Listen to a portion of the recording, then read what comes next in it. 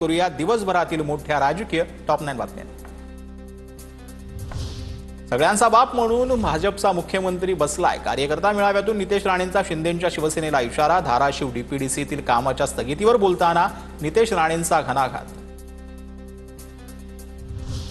नितेश राणेंनी जपून बोलावा, आपण महायुतीमध्ये आहोत हे विसरू नये। शिवसेनेला दिलेल्या इशाऱ्यावरून आमदार निलेश राणेंचा भावाला सल्ला, तर तुम्ही टॅक्स फ्री आहात, नितेश राणेंचं उत्तर।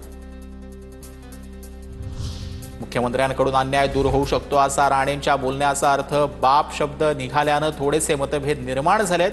नितेश राणेंच्या वक्तव्यावरती बावनकुळेंची प्रतिक्रिया। विकास निधी म्हणजेच कणकवलीची वडिलोपार्जित प्रॉपर्टी नाही। नितेश राणेंच्या वक्तव्यावर ओमराजे निंबाळकरांचं प्रत्युत्तर। आमच्यासोबत आले तरच निधी अशा वृत्तीला ठेचायला हवं, निंबाळकरांची प्रतिक्रिया।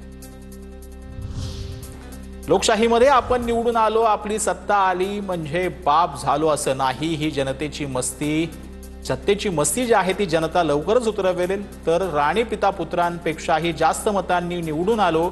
ओमराजे निंबाळकरांचा नितेश राणेंवर हल्लाबोल। नितेश राणेंची वैचारिक उंची लवंगा एवढी, नितेश राणेंची वैचारिक उंची खाली बसल्यावर विलायची एवढी। ठाकरे बंधूंच्या युतीच्या चर्चेवरून नितेश राणेंनी खिल्ली उडवल्यानंतर प्रकाश महाजन यांनी सुनावलं।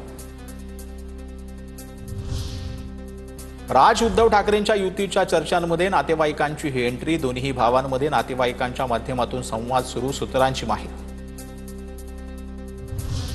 विधानसभेला आम्हाला भाजपा शिंदेंच्या शिवसेनेनं धोका दिला, मनसे नेते प्रकाश महाजन यांचा गंभीर आरोप। अमित ठाकरेंचा प्रचार करणार होते, काय केलं त्यांनी? बाळा नांदगावकर महायुतीचे उमेदवार असूनही प्रचार नाही, महाजनांची टीका।